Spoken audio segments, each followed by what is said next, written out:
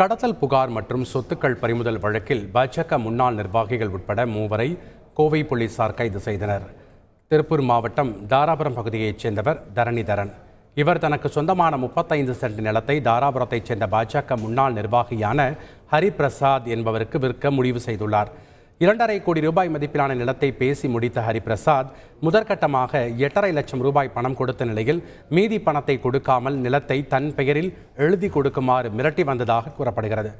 இதனிடையே தரணிதரனை ஹரிபிரசாத் கோவைக்கு கடத்தியதாகவும் அங்குள்ள ஒரு ஹோட்டலில் வைத்து நிலத்திற்கான பத்திரம், கார், ஏடிஎம் கார்டு உள்ளிட்டவற்றை பறித்து கொண்டதாகவும் கூறப்பட்டது.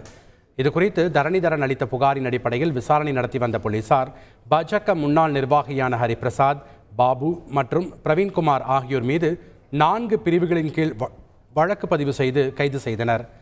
தொடர்ந்து தலைமறைவாக உள்ள மேலும் 2 போலீசார் தேடி வருகின்றனர்.